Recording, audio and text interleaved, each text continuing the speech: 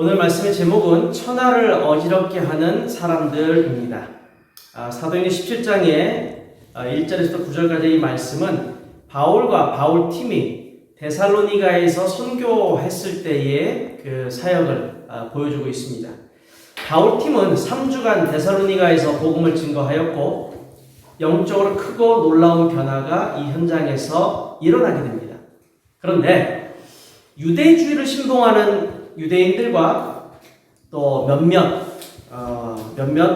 소위 말하는 불량한 사람들이 바울팀과 야손과 형제들을 가르쳐 천하를 어지럽게 하는 사람들이라 라고 고발을 하게 됩니다. 그럼에도 불구하고 이 바울의 선교 사역을 통해서 성경에 기록된 대표적인 믿음의 모델이 되는 교회, 이 데살로니가 교회가 세워지게 되는 거죠. 이 데살로니가 지역에 그리스도의 빛의 망대가 세워졌습니다.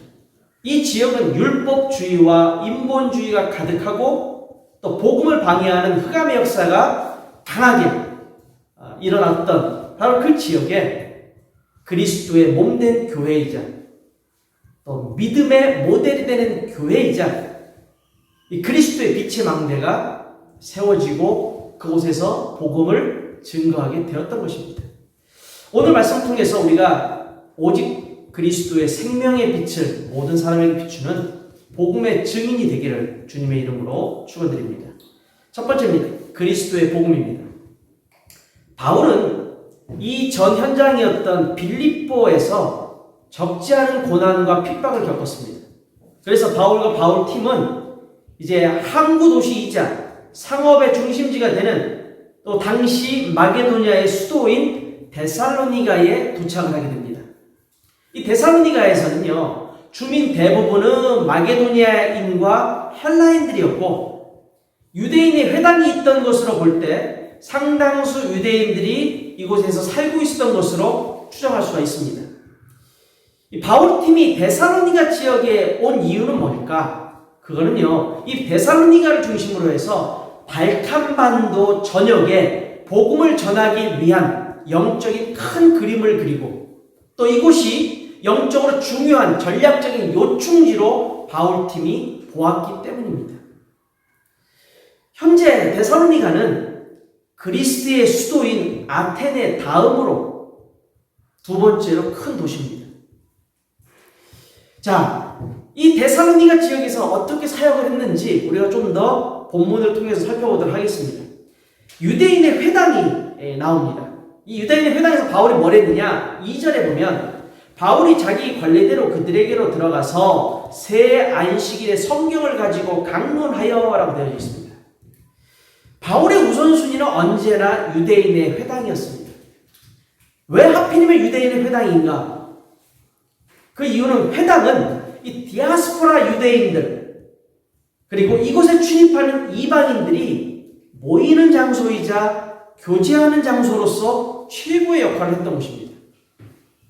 또 이 회당에서는 후대들에게 성경도 가르쳤고 또 후대들의 교육을 위해서도 아주 중요한 역할을 했던 곳이기 때문에 바로 이곳에서 후대들에게 그리스도의 복음을 전하기에 가장 좋은 플랫폼이 바로 이 회당이었다는 사실입니다.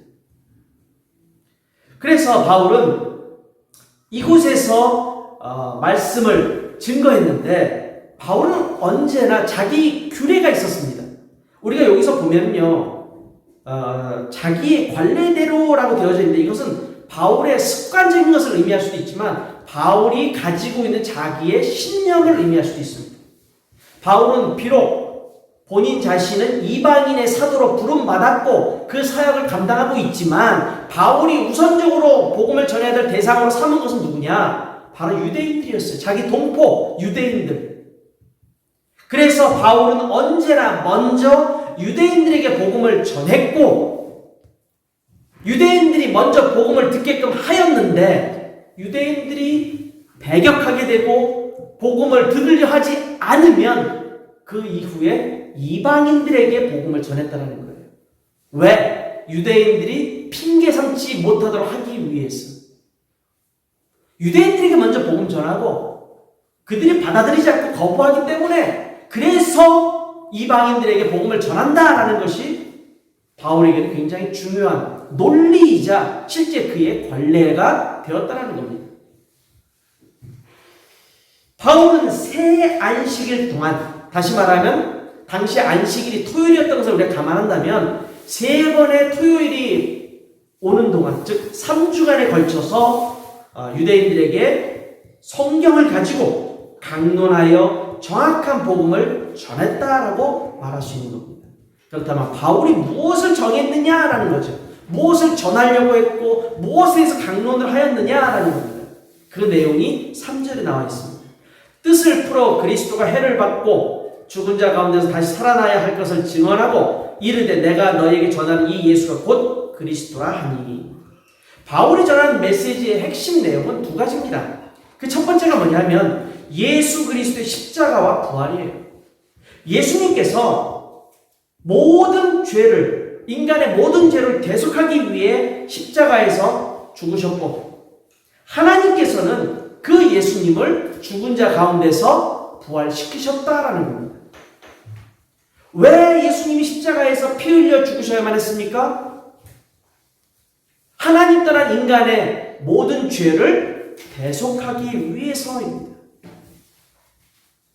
인간이 하나님을 떠남으로 인해서 일어났던 많은 문제와 많은 사건과 많은 죄악들, 그리스도의 피로 단번에, 예수 그리스도의 피로 단번에 해결하셨습니다.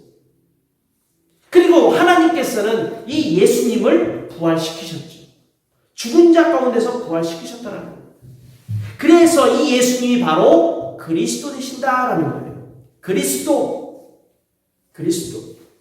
메시아. 유대인들이 그토록 오랫동안 기다리던 메시아. 그 메시아가 오셨는데 그분이 누구냐? 바로 예수님이다라는 겁니다. 그래서 이 예수님을 믿고 구원받으면 당연히 구원의 그 축복을 누릴 수 있다는 거예요. 이 예수님이 우리가 그토록 오랫동안 기다리던 그리스도 메시아 되신다라는 거죠. 이 내용은 바울 자신이 몰랐던, 놓쳤던 부분을 자신이 회복하고 난 이후에 이 내용을 말하는 겁니다. 바울 역시 마찬가지지요. 그리스도가 오실 것, 메시아가 오실 것을 믿었습니다. 하지만 그 메시아, 그 그리스도가 예수님이라는 사실을 못 믿었잖아요. 그래서 오늘 말씀에 뭐라고 되어 있습니까? 내가 너에게 전하는 이 예수가 곧 그리스도라. 자신도 몰랐던, 그러나 하나님의 은혜로 깨닫게 된 이 영적인 사실. 자신과 같은 유대인들이 너무도 많을 텐데 그들에게도 동일하게 예수님이 안 믿겨지겠죠. 왜? 나무에 달려 죽었으니까. 구약을 아는 자라면 말할 수 있습니다. 나무에 달려 죽은 자는 저주받은 자다. 바울도 그렇게 생각했거든요. 그러나 이건 저주가 아니라 축복이라는 사실이죠. 모든 죄를 단번에 십자가에서 피 흘리심으로 완벽하게 해결하셨다는 사실, 이것을 사람들이 깨달아야 된다는 겁니다. 바로 그분이 그리스도로 오셨다. 이 예수님이 그리스도로 오셔서 참된 선지자로 하나님 만나는 유일한 길이 되시고 참된 제사장으로 모든 인간의 죄를 단번에 해결하셔서 하나님과 인간이 만나는 길이 되시고 또 예수 그리스도께서 이 땅에 오심으로 말미암아 사단 권세가 완전히 박살남으로 인해서 하나님과 그 관계가 더욱더 풍성한 은혜를 누리도록 만들어놨다는 겁니다. 참 선지자요, 참 제사장이요, 참 왕으로 오신 예수 그리스도. 이 삼중직을 지금 바울이 강조하고 있는 거예요. 자, 우리는 예수 그리스도를 믿고 구원받았습니다. 그렇다면 이 예수 그리스도를 우리가 어떻게 해야 될까요? 구원받은 것은 끝입니까? 아니죠. 이 예수 그리스도를 나의 그리스도로 만들어야 되겠죠. 단순히 듣고 끝나는 것이 아닙니다. 신앙생활하면서 우리가 교회 가서 말씀 들으면서 예수 그리스도 얘기를 듣고서 아멘 합니다만 그 예수 그리스도가 나의 삶에 나의 그리스도로 와야 되는데 그게 안 된다는 겁니다. 즉 그리스도를 나의 그리스도로 개인화시켜야 된다는 겁니다. 복음의 개인화. 어떻게 하면 개인화를 시킬 수 있습니까? 제일 중요한 게 뭡니까? 하나님 말씀을 귀 기울여 들으십시오. 그리고 이 말씀을 묵상하십시오. 그리고 이 말씀을 나의 삶에 적용하십시오. 그리고 이 말씀을 삶에서 실천해 보십시오. 그렇게 함으로써 나의 그리스도를 우리가 만들어갈 수 있다는 겁니다. 개인화시킬 수 있다는 겁니다. 이 말은 곧 내 안에 그리스도의 망대를 계속해서 견고하게 세워나가라는 겁니다. 그리스도가 어디 계십니까? 내 안에 계세요. 그리스도는 이 땅에 빛으로 오셨습니다. 생명의 빛으로. 그리스도께서 우리에게 말씀하셨습니다. 너희는 세상의 빛이요 소금이라. 내 안에 그리스도가 계시다라는 것은 내 안에 빛의 생명의 빛이 있다는 거예요. 그리스도가 있다는 얘기예요. 그 그리스도를 비출 수 있도록 내 안에서 망대를 계속해서 견고하게 만들어 가라는 겁니다. 그래서 나 자신도 그리스도로 살고 나를 통해서 나의 안에 있는 이 그리스도의 망대를 통해 비춰지는 생명의 빛을 보고 다른 사람도 살릴 수 있는 그 축복을 누리라는 것입니다. 그리스도가 남의 것이 아니고 나의 것이 돼야 됩니다. 그리스도가 예배드리는 장소 안에서만 나의 것이 아니라 내 삶 전체에 그리스도가 되어야 된다는 겁니다. 그리스도를 나의 그리스도로 개인화하시고 그리스도 안에 깊게 뿌리 내리며 그리스도의 망대를 높이 세워나가는 모든 주님의 귀한 백성들 되시기를 주님의 이름으로 축원합니다. 두 번째입니다. 천하를 어지럽히는 사람들입니다. 바울과 바울팀은 3주간의 사역을 통해서 하나님의 역사하심을 보게 됩니다. 하나님의 역사가 일어나게 되는데 4절에 보면 경건한 헬라인의 큰 무리와 적지 않은 귀부인이 예수 그리스도를 영접하는 큰 역사가 일어나게 되죠. 이 역사는 어떻게 일어나게 됐는가? 사람의 지혜로운 말로 일어난 것이 아니고 오직 성령의 능력으로 성령의 역사로만 가능하다는 겁니다. 고린도전서 2장 4절에 바울이 이야기하죠. 내 말과 내 전도함이 설득력 있는 지혜의 말로 하지 아니하고 다만 성령의 나타나심과 능력으로 하여. 데살로니가 전서 1장 5절에도 이렇게 얘기합니다. 이는 우리 복음이 너희에게 말로만 이른 것이 아니라 또한 능력과 성령과 큰 확신으로 되는 것입니다. 성령의 능력이 아니고서는 역사가 일어날 수 없습니다. 성령께서 움직이셔야 되고 성령께서 앞서 행하시고 성령의 인도하심을 받고 성령의 능력을 힘입어야 현장에서 하나님이 역사하심을 보는 증인이 될 수 있습니다. 그런데 이렇게 하나님의 역사가 있으면 반대로 흑암의 역사가 일어나게 되죠. 5절에 보면 흑암의 역사가 나옵니다. 예수 그리스도의 생명빛 현장에 비추게 되잖아요. 언제든 복음을 반대하는 사람들, 언제든 복음을 시기하는 이 흑암 세력이 발동을 걸게 됩니다. 유대인들이, 불신자들도 아니에요. 유대인들이, 하나님을 섬긴다고 말하는 이 유대인들이 시기해가지고 불량한 사람들을 데리고 소동을 일으킵니다. 그리고 바울과 바울팀, 야손과 형제들에게 뭐라고 누명을 씌우느냐? 천하를 어지럽히는 사람들이다라고 누명을 씌워버려요. 도대체 이 천하를 어지럽힌 사람들이라는 의미가 뭘까요? 이게 육신적인, 현실적인 의미에서는요, 정치적인 선동을 일으키거나 혼란을 야기시켜서 로마 제국의 질서를 무너뜨리고 반란을 일으키는 사람들을 의미하는 말입니다. 그 말이 말씀드린 것처럼 천하를 어지럽히는 사람들이었습니다. 그런데 육신적인 의미에서 이 로마 제국의 질서를 무너뜨리려는 사람이 아니라 우리는 영적인 의미에서 이걸 바라봐야 되겠죠. 영적인 측면에서 보면 이 천하를 어지럽히는 사람들이라는 의미는 오직 예수 그리스도의 복음으로 세상과 현장을 변화시키고 뒤집어 놓는 사람들이다라는 겁니다. 특별히 영적으로는요, 사단의 왕국에 해당되는 모든 것을 완전히 뒤집어 엎어버리는 그러한 빛 대신 그리스도를 전하는 이 전도자들을 일컫는 말이라 보면 됩니다.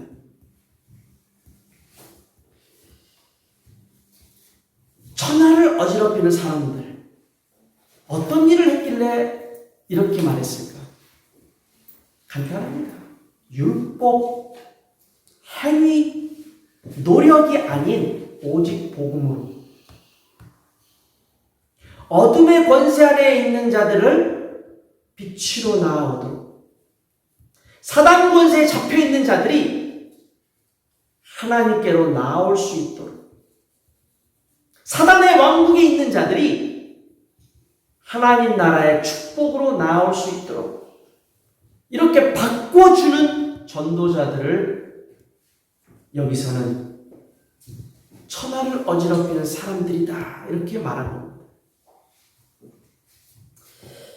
데살로니가 이 지역에서 이렇게 흑암이 강하게 역사하는 이유는 뭐였을까? 그 이유는 흑암이 먼저 알았죠. 이곳에 세워질 교회가 어떤 교회가 될 것인지. 흑암이 먼저 알아요. 이 교회에, 이 데살로니가 지역에 교회가 세워집니다. 이 교회의 중심이 되는 사역자로는 야손과 형제들이 언급됩니다. 이 야손과 형제들은 어떤 사람들이었습니까? 야손이라는 인물은 아마도 유대인으로 태어난 사람으로, 그러나 유대주의에 빠져있지 않고 그리스도를 믿는 자로 하나님께서 축복하신 자다라고 우리가 볼 수 있습니다. 바로 그의 집에 바울과 바울 팀이 거주하고 있었거든요. 그들이 여기에 머물면서 뭘 했겠습니까? 3주 동안 머물면서 뭐 했겠습니까? 야손을 데리고서 복음을 확실하게 전도했을 것이고, 야손과 가까이에 있는 형제들을 또 모아서 그들에게도 확실하게 복음을 전했겠죠. 그래서 그들이 이 복음의 주인공으로 이 데살로니가 지역에서 활동하게 됐던 겁니다. 그들의 모든 삶을 보면요, 참 여기서 나옵니다만은 그리스도로 인해서 환난과 박해를 겪게 됩니다. 보통 환난과 박해를 겪으면 다들 믿음이 떨어지거나 믿음이 약해지거나 또는 시험에 들거나 할 텐데, 그러질 않고 환난과 박해를 받으면서도 믿음이 더욱 굳건해졌다는 겁니다. 믿음이 더욱더 굳건해지고 그걸로 끝나는 것이 아니라 그들의 믿음에 대한 소문이 각처로 퍼져나가게 됩니다. 자, 이 내용은 데살로니가전서 1장 6절 8절에 나옵니다. 또 너희는 많은 환난 가운데서 성령의 기쁨으로 말씀을 받아 우리와 주를 본받는 자가 되었으니, 그러므로 너희가 마게도냐와 아가야에 있는 모든 믿는 자의 본이 되었느니라. 주의 말씀이 너희에게로부터 마게도냐와 아가야에만 들릴 뿐 아니라 하나님을 향하는 너희 믿음의 소문이 각처에 퍼졌으므로 우리는 아무 말도 할 것이 없노라. 데살로니가 후서 1장 4절에 이렇게 나옵니다. 그러므로 너희가 견디고 있는 모든 박해와 환난 중에서 너희 인내와 믿음으로 말미암아 하나님의 여러 교회에서 우리가 친히 자랑하노라. 아멘. 데살로니가 교회의 특징이 뭐였습니까? 환난과 박해가 끊이지 않았다라는 겁니다. 환난과 박해가 끊임없이 이 교회와 성도들에게 다가왔지만 이들은 무엇을 이겨냅니까? 믿음으로 이겨냅니다. 믿음. 그리스도에 대한 믿음, 확고한 믿음, 그 믿음 하나로 이겨낸다는 거예요. 그들이 환난을 받았으나 믿음으로 견고하게 서서 그 모든 환난과 어려움을 믿음으로 이겨내고 있는 그 믿음의 소문이 마게도냐 지역뿐만 아니라 아가야에 이르기까지, 소아시아 지역에 이르기까지 퍼져나간다는 거예요. 믿음의 소문이 퍼져나간 교회, 이것이 데살로니가 교회였습니다. 천하를 어지럽히는 사람들을 통해 세워진 교회가 믿음의 본이 되어지고 믿음의 소문이 각 지역으로 퍼져나가는 엄청난 그러한 은혜의 교회가 되었다는 것입니다. 우리는 그리스도의 복음을 가진 자로서 우리의 인생뿐만 아니라 다른 누군가의 인생도 변화시킬 수 있고 현장도 변화시킬 수 있고 세상도 변화시킬 수 있는 그러한 전도자들입니다. 우리 역시도 주님 앞에서 정말 믿음의 소문이 날 수 있는 믿음으로 모든 문제와 사건을 이겨내는 그러한 축복된 삶을 우리가 살아야 되겠죠. 여러분 모두가 바로 이러한 전도자이자 증인의 삶을 살아가시기를 주님의 이름으로 축원드립니다. 결론입니다. 이 데살로니가 교회가 어떤 교회인가라는 것을 우리가 한마디로 말한다면 하나님 중심의 신앙생활을 하는 교회였다는 겁니다. 하나님 중심. 하나님의 말씀이 선포되어지면 이걸 사람의 말로 듣질 않아요. 사람의 말이 아닌 하나님의 말씀을 그대로 받아들입니다. 그래서 하나님 말씀이 그 말씀을 그대로 믿고 그대로 그 말씀대로 살아가는 자에게는 역사하는 거예요. 왜 우리가 역사가 안 일어나느냐? 하나님 말씀 듣긴 하는데 안 믿거든요. 믿질 않아요. 하나님 말씀하고 내 삶하고 완전히 달라요. 말씀 따로 내 생활 따로. 그러니까 응답이 없죠. 하나님 말씀을 내가 그대로 듣고 그 말씀을 나에게 적용해서 하나님이 내게 이렇게 말씀하시는구나.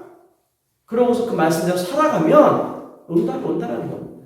데살로니가 전서 2장 13절 이러므로 우리가 하나님께 끊임없이 감사함은 너희가 우리에게 들은 바 하나님의 말씀을 받을 때에 사람의 말로 받지 아니하고 하나님의 말씀으로 받음이니 진실로 그러하도다. 이 말씀이 또한 너희 믿는 자 가운데서 역사하느니라. 아멘. 하나님 말씀을 말씀 그대로 받는다는 얘기예요. 더하지도 않고 빼지도 않고 그대로 나에게 적용시키는 거예요. 두 번째 데살로니 교회는 어떤 또 삶을 살았느냐? 하나님의 뜻을 구하는 삶을 살았어요.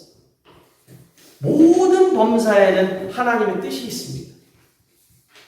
모든 범사에 하나님이 나를 향한 뜻이 있다는 것을 인정했다라는 거예요. 항상 기뻐하라.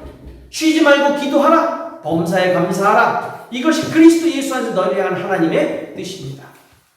하나님이 나에게 무엇을 원하시는가? 하나님이 원하시는 것은 세 가지. 항상 기뻐하는 것. 쉬지 말고 기도하는 것. 범사에 감사하는 것. 그 세 가지였단 말이에요. 그 중에서 기뻐한다라는 이 표현은 헬라말로 하라라고 하는데 이거 같은 어근을 갖는 단어가 있죠. 그게 은혜입니다. 은혜. 은혜를 그리스말로 헬라말로 카리스라고 합니다. 카라 카리스. 그래서 항상 기뻐하라 이 말을 다른 말로 바꾸면 항상 주님의 은혜를 받으라 얘기입니다. 어떻게 주님의 은혜를 받을까요? 말씀을 통해서 받는 게 제일 빠르죠. 하나님의 은혜는 그리스도입니다. 이 그리스도는 말씀을 통해서 우리에게 역사하십니다. 그래 말씀을 통해 하나님 앞에 은혜 받으라는 거예요. 그 받은 말씀 가지고 쉬지 말고 기도하라는 거예요. 그리고 범사 감사하라는 겁니다. 하나님 역사하시니까, 하나님 함께 하시니까, 하나님 축복하시고 사랑하시니까. 그게 하나님의 뜻입니다. 우리에게 하나님은 슬퍼한 걸 원하지 않습니다. 우리가 힘들어하고 괴로워하고 고통스러워하는 거 하나님 원하지 않습니다. 우리가 원망하고 불평하고 하나님 원하지 않습니다. 하나님이 원하시는 것은 우리가 은혜 받기를 원하시고 하나님 우리가 기도하기를 원하시고 하나님 우리가 감사하기를 원하십니다. 이게 하나님의 뜻입니다. 하나님의 뜻을 늘 구하는 삶을 살았다라는 거예요. 참으로 짧고 간결한 이 세 절의 말씀입니다. 세 구절의 말씀이죠. 근데 이 의미가 너무너무 크다라는 겁니다. 은혜 받는 자리에 있어야 됩니다. 기도하는 자의 삶을 살아라. 감사해라. 모든 것에 감사해라. 하나님의 뜻이기 때문에. 우리는 하나님 중심의 신앙생활, 나의 것 내려놓고 하나님의 것을 구하는 신앙생활. 그래서 하나님이 영광을 받으시는 그러한 신앙생활을 해나가야 됩니다. 저와 여러분이 하나님 앞에서 정말 하나님만을 바라보고 하나님께 영광이 되어지는 그러한 전도자의 삶을 사는 귀한 전도자이자 그리스도의 증인들 되시기를 주의 이름으로 축원드립니다.